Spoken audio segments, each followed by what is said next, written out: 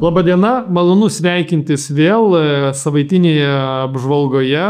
Ir ją pradėsiu šiek tiek nestandartiškai nuo Jungtinėse Amerikos valstijose įvykusio Charlie Kirko nužudymo. Apibendrindamas tai, kas atsitiko, turbūt visi girdėjote, nužudytas garsus visuomenininkas, 2 mažų vaikų tėvas, kalbantis su visuomenė, kalbantis politinėmis temomis ir žiauriai nužudytas visų akivaizdoje. Žinot, ką man šitas įvykis, apie ką šitas įvykis sako ir ką sako mums Lietuvoje, tai pačiam pasaulyje daugiausia tie, kurie pabudimo arba tą vadinamą woke kultūrą propaguoja, kalba apie rūpestį kitais, tariamą toleranciją kviečiantis, aš juos vadinu kraštutiniais kairiaisiais, tai šitas įvykis rodo, kad jie yra labiausiai netolerantiški ir labiausiai į visuomenės pakraščius nužengia, patys žiauriausi. Paminate pasikėsinimą į tuo metu kandidatą Trump. Tuo metu šitą pasikėsinimą nurašė kaip viešųjų ryšių akcija dalis. Sako, čia viešieji ryšiai, kad jisai gautų ir galėtų tapti prezidentu. Jei būtų vėl prašovę pro Charlie Kirką, nebūtų jį pataikę, būtų lygiai tą patį kalbėję ir dabar. Deja, aktyvaus visuomenininko nebėra, fanatiškas ligonis atėmė jo gyvybę, o žmogžudystė akivaizdžiai politinė, ideologinė, akivaizdžiai ritualinė.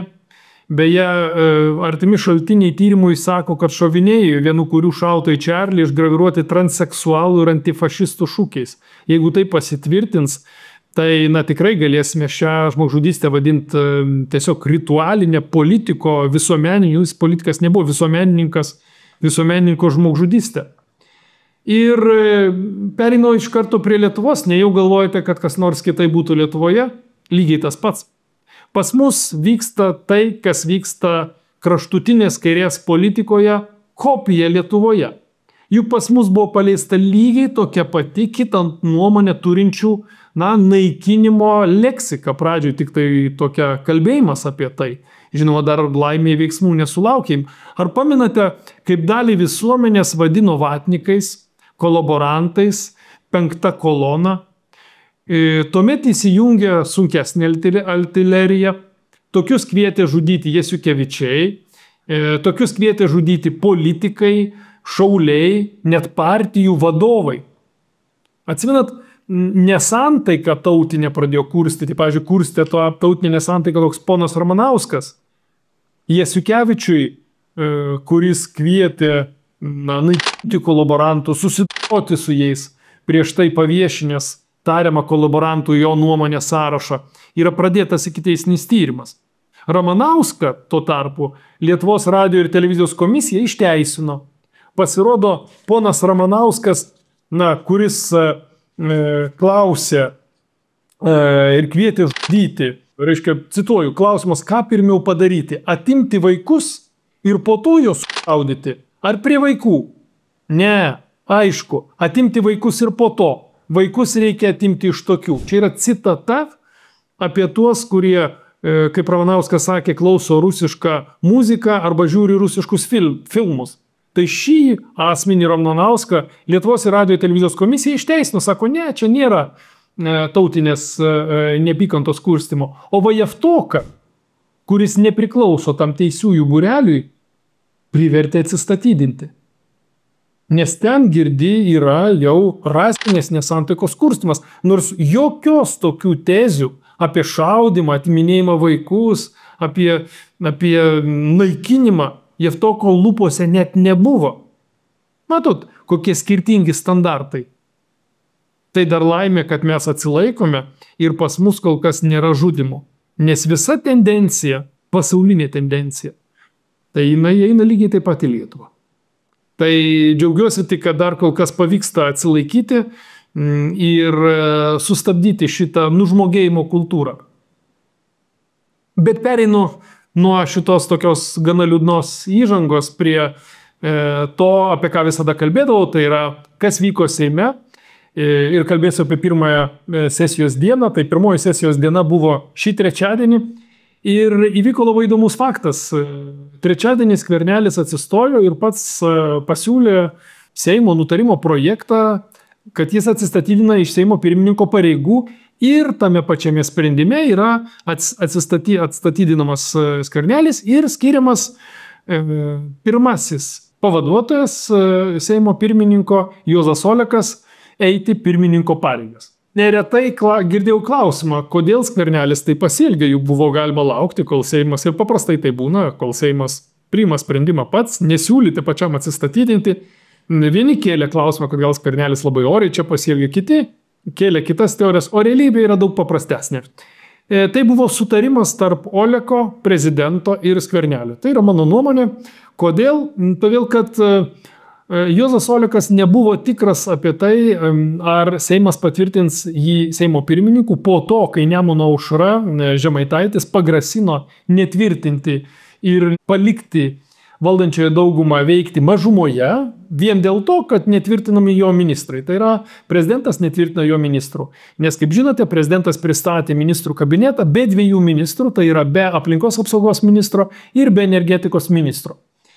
Tai čia labai gudrus šitas veikimas, tai atsistatydinimas paties Skvernelio, Oleko, tame pačiame nutarime esantis Oleko, pavedimas Olekui kaip pirmajam Seimo vicepirmininkui eiti Seimo pirmininko pareigas, yra mano supratimu gudrus susitarimas ir gudriai atliktas susitarimas tarp Juozo Oleko, prezidento ir Sauliaus Skvernelio.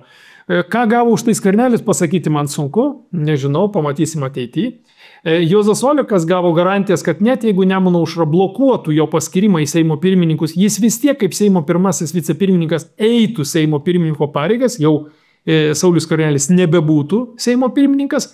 Na, o prezidentas gavo, kad salėje trečiadienį sėdėjo visas būsimų ministrų kabinetas, tai yra 12 naujų ministrų ir 2 tie patys, tai yra energetikos ministras Vaičiūnas ir Povilas Poderskis. Tiesa, Povido Poderskį išprašėme iš posėdžių salės ir jo posėdžių salėje nebuvo dėl to, kad mūsų nuomonė vis tiek turėtų sėdėti tie ministrai, kurie yra paskirti ir naujieji, o ne tie, kurie einantys pareigas yra laikinai. Tai štai toks sužaistas įdomus tokia šachmatų lenta ir šachmatų partija, bet viskas vyko daug ramiau, negu galima buvo įsivaizduoti trečiadienį. Nepaisant Žemaitaičio grasinimų, Juozas Olekas buvo patvirtintas Seimo pirmininku. Socialdemokratai, vėlgi reikia pasakyti, vykdė savo įsipareigojimus, kiek man yra žinoma, Nemuno aušrai.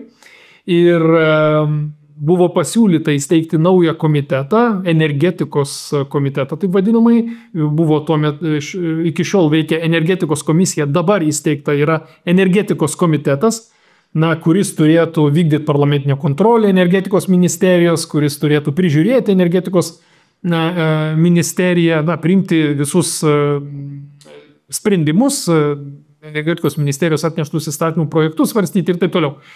Na ir matysim dabar, ar pavyks. Žemaitaitis, kiek man teko parlamente matyti, nesitraukia ir vis tik tai nori taip pat gauti ir energetikos ministrą. Tai yra nesutinka, kad Vaičiūnas eitų toliau pareigas, nes Vaičiūnas nesutinka delistinguoti ir susigrąžinti Igničio kontrolę į valstybės rankas. Matysim, kas laimės šitą kovą. Mano supratimu, aš vargiai įsivaizduoju, kad energetikos komitetas pats sugebėtų delistinguoti ir susigrąžinti Ignitis kontrolę valstybei. Manau, kad tą galėtų padaryti tik tai ministras. Žinoma, kartu ministrai, 2 yra čia pagrindiniai ministrai, tai yra finansų ministras ir energetikos ministras, nes finansų ministerija atstovauja valstybės interesams Igničio bendrovėje. Na, o energetikos ministerija, žinoma, ruošia teisės aktus, kad galima būtų padaryti šios sprendimus. Tačiau pamatysim ateityje, ar taip įvyks. Mano versija ir fiksuot galima, kad jeigu bus tik tai energetikos komitetas perimtas iš dabartinės interesų grupių atsimtas bus energetikos komitetas, jis nepadarys vienas, nedelistinguos ir nesugebės susigrąžinti Ignitis kontrolės valstybei. Manau, kad tą padaryti galima būtų, nebent ir energetikos ministras būtų pasiryžęs tai padaryti. Kol kas matosi ir prezidento iš veiksmų nenoras tai daryti, ir paties ministro aiškiai pasakytas energetikos, kad jis to nedarys, Vaičiūno turiu minty. Ir lygiai taip pat ir krašto finansų ministras iš karto sureagavo, kad nėra pinigų išpirkti Igničio akcijas valstybei. Beje, tie, kurie šiuo argumentu dar vis tiki, kviečiu pasižiūrėti prieš tai buvusios mano apžvalgos. Ten labai aiškiai pasakau, kad ir įrodau, kad toks argumentas yra tiesiog paprastas, aiškus, bet lygiai tiek pat yra ir melagingas. Kas dar buvo pirmąją sesijos dieną? Pristatyta vyriausybės programa.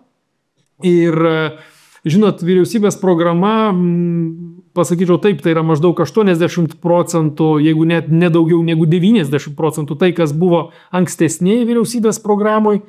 Ir iš tiesų labai nedideli pokyčiai joje yra tiesiog antroje dalyje perkelta viskas iš koalicinės sutarties ir praktiškai viskas. Visa kita pataisimai, tai kas jau buvo atlikta, išbraukta, linksniai kai kur pataisyti.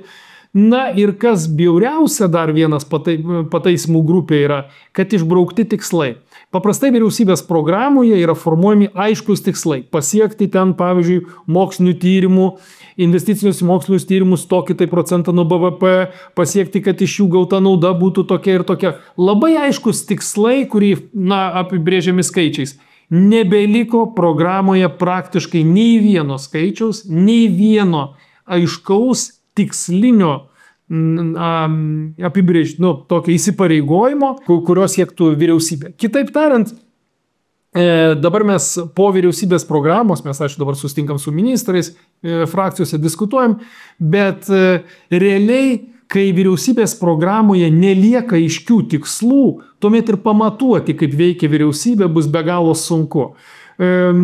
Pastebėtina, žinoma, kad vyriausybės programoje yra gana tokie aiškus ir pakankamai daug skiriama profsąjungom dėmesys, darbuotojų teisėms skiriamas dėmesys. Čia turbūt suprantama dėl to, kad vyriausybės vadovė būtent iš ten yra atėjusi, iš profesinių sąjungų ir iš darbuotojų apsaugos. Tačiau reikia pastebėti vieną.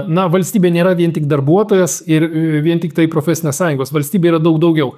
Tai štai, kiek tai liečia verslo biurokratijos mažymą verslui, pavyzdžiui, šitas sakinys iš viso išbrauktas.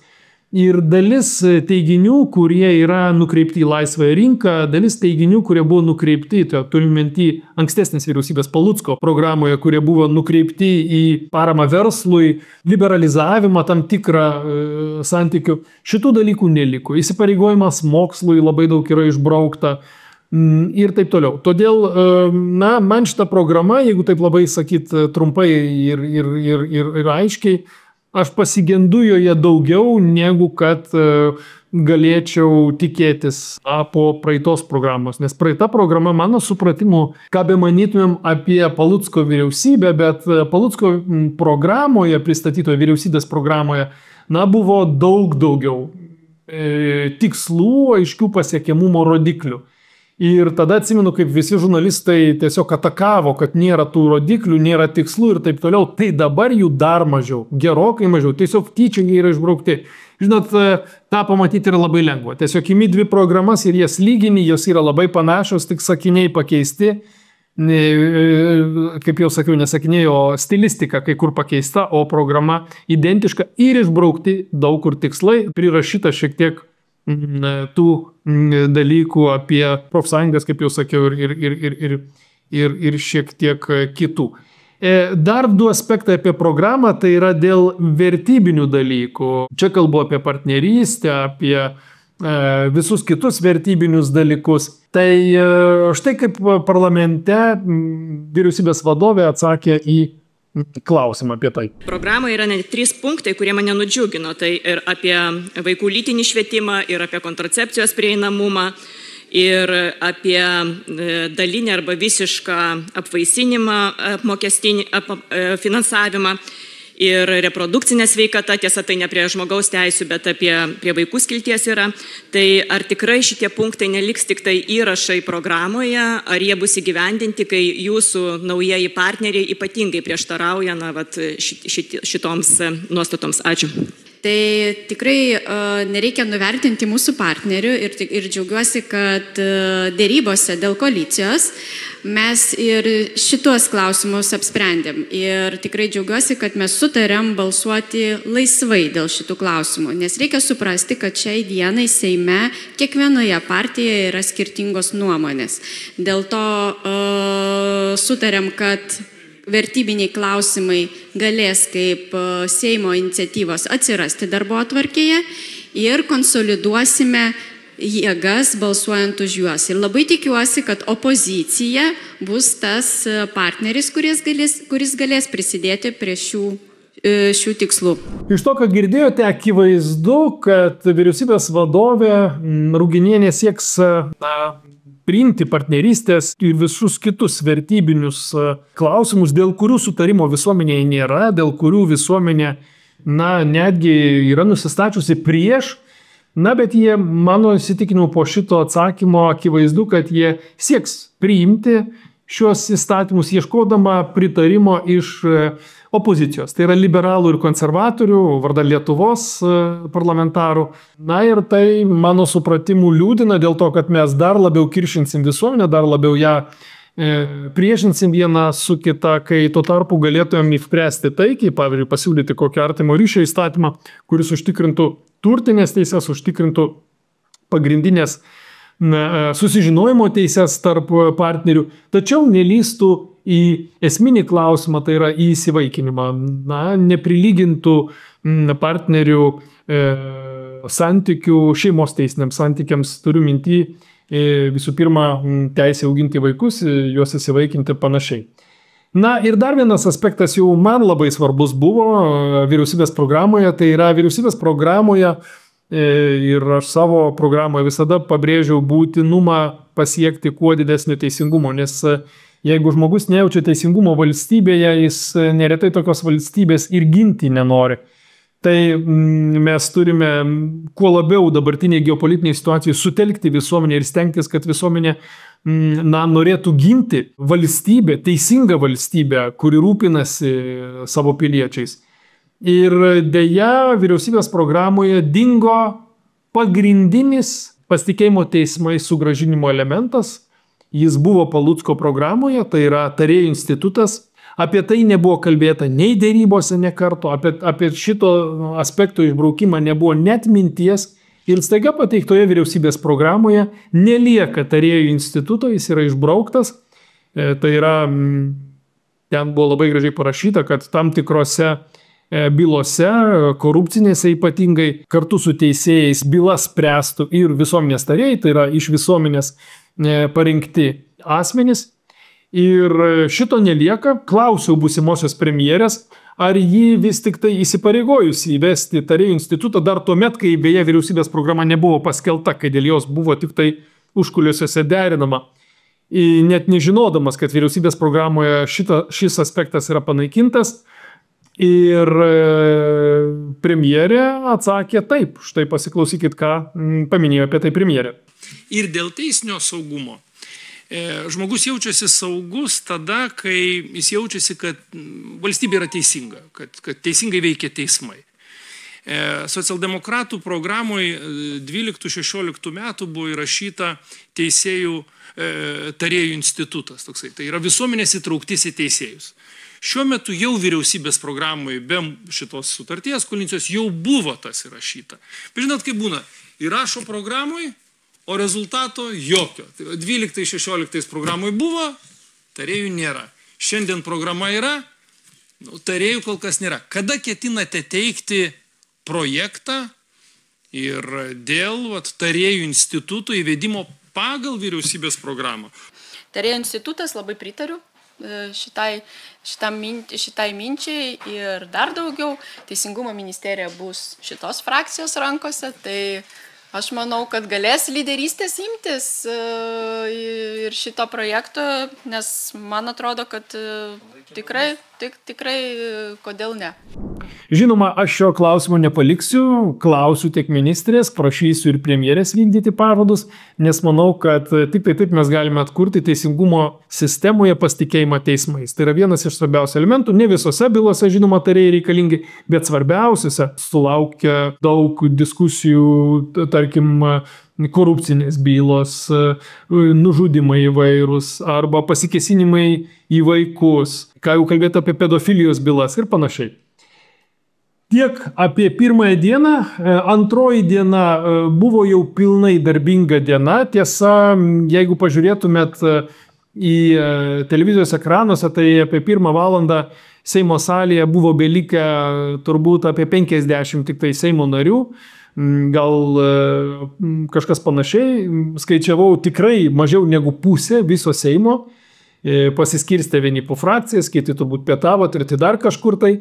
Tai gal dėl to, kad ir įstatymai, kurie tuo metu buvo pateikti, jie buvo tikrai mažiau reikšmingi. Čia kalbu apie registrus, licenzijavimus, visokius akreditacijas ir panašiai, ten savokos pakeičia registrų, pakeičia pavadinimus ir panašiai. Tikrai tai nebuvo patys svarbiausi įstatymai, bet žinoma keista, kai stebėti salėje, kai kolegų yra mažiau negu pusė. Taip turbūt neturėtų būti ir jeigu vyksta frakcijose pasitarimai ar dar kažkas, tai turbūt turėtų būti jie derinami su plenarinių posėdžių grafiku, taip kad Seime turėtumėm sėdėti plenariniai Seimo posėdžių salėje, o jau kada nevyksta plenarinio Seimo posėdžių salės, tada mes einame, dirbame kitus darbus. Tai viliuosi, kad kolegos dauguma dirbo kitus darbus ir tas Seimos salės pustuštė salė, jinai taip akis badė tik tai mano, ne visiems absoliučiai. Bet grįžtu prie to, apie ką norėjau kalbėti. Keli buvo įdomesni įstatymai, svarbesni. Jų tik pirmoji stadija, tai yra pateikimo stadija, kitaip tariant dabar įstatymas, priminsiu, kaip įstatymo priėmimas vyksta, tai pradžiai jis yra pateikiamas, klausimai atsakymai, padiskutuojam Seimo plenarinių posėdžių salėje, tuomet vyksta darbas komitetuose ir pateikiamas jau patobulintas įstatymas svarstymo stadijai. Jeigu pritarėm ir svarstymo stadijai, po kelių dienų ateina įstatymas vėl atgal į Seimo plenarinių posėdžių salę ir mes jį priimame balsuodami priėmimo stadiją. Tai štai dabar pati pirmoji stadija, keli įstatymai, tai yra pirmas įstatymas, apie kurį norėjau atkreipdėmėsi, tai buvo Iltės, tos garsiosios Iltės, iš kurios atsimenat Gintauto Palucko,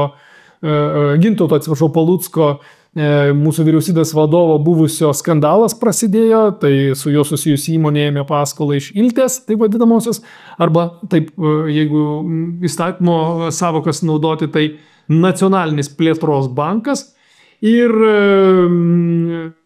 laikinai einantis finansų ministro pareigas Rimantas Šadžius atnešė įstatymo projektą, tobulinantį Iltės reguliavimą. Tikrai neblogų dalykų yra, tik yra du keisti dalykai. Pirma, vėlgi siūloma atpalaiduoti ir laisvas lėšas, kurios lieka Iltėje metų pabaigoje, leisti Iltėje investuoti į vertybinius popierius. Neblogas dalykas iš tiesų, tegul Iltė uždirba, tačiau kėliau klausimą, ar bus leista ir ar bus nustatytas santykis, kiek reikėtų investuoti Lietuvoje, dėl to, kad mes irgi čia turim vertybinių popierių ir mums reikėtų investicijų čia Lietuvoje, nepaisant to, kad grąža gal ir bus mažesnė negu užsienyje, bet tie pinigai yra lietuviški pinigai, Lietuvos pinigai ir jie turėtų dirbti Lietuvoje. Antras dalykas yra, šiame įstatyme atsisakoma Iltės dividendų. Kitaip tariant, visos Lietuvos bendrovės veikia, valstybinės bendrovės, kurių akcijos priklauso visos valstybei, veikia taip, kad dividendus mokėtų valstybei, o šitą banką nusprendė atleisti nuo dividendų mokėjimo. Štai ką kalbėjau Seimo posėdžių salėje. Gerbiamas pirmininkė, gerbiamas laikinai einantis finansų ministro pareigas, iš tiesų reikalingos jūsų pataisos pateiktos, mano supratimu Iltę reikia stiprinti vienareikšmiškai, tačiau ir jau klausimuose skambėjo du pagrindiniai motyvai. Vienas motyvas, ar tikrai reikia atsisakyti dividendų nuolat, ir jis yra teisingas ir labai logiškas. Kitas motyvas buvo klausimas apie tai, o kurgi leidžiama investuoti tas laisvas iltės lėšas, kurios šiuo metu dėja yra labai apribotai investuojamos tik į vyriausybės vertybinius popierius. Tai mano įsitikinimu reikėtų ko gero abu šios dalykus ir tikiuosi, kad kai atsidurs komitete, jie bus šiek tiek patikslinti. Mano supratimu dėrėtų nustatyti iltės pareigą investuoti Lietuvoje į Lietuvos nacionalinių subjektų vertybinius popierius, į tuos reiškia, nes mes jų turime nedaug, bet jim tikrai reikia lėšų, o neleisti iltei investuoti vien tik tai užsienį, kai tuo tarpu, nes vėlgi dividendų iš iltės, vėlgi įstatymų mes norėtume atsakyti. Iš kitos pusės dėl dividendų atsisakymo aš tikrai pritarčiau nuskambėjusiai minčiai apie tai, kad dividendų reikėtų atsisakyti arba kitų įstatymų, tvarkant iltę, padarant kaip išimti, arba padaryti tai laikinai, bet tikrai nekalbėti apie nuolatinį atsisakymą, nes iš principo iltė privalėtų siekti, kaip bet koks investuotojas privalėtų siekti pelno. Žinoma, su valstybės kontrolė. Sutinku tuo, kadangi jinai siekia padėti verslam ten, kur yra per didelės rizikos. Tai šitus du dalykus pakoregavus, mano supratimu, tikrai ačiū už jūsų pasiūlytą įstatymo projektą atneštą ir rekomenduočiau balsuoti už. Antras įstatymas, apie kurį norėjau užsiminti, tai yra atsinaujinančių išteklių energetikos įstatymas, kuris kalba apie atsinaujinančios energijos gamintojus, kurie turi mokėti gamybos įmoką, padidinama ta gamybos įmoka, nustatomas jos skaičiavimas aiškesnis, o tos gamybos įmokos turės būti išmokamos bendruomeniai, šalia kurios yra pastatyti tie gamybos objektai, tai reiškia vėjo parkai ar saulės elektrinės ir panašiai. Kas keisto šiame įstatyme?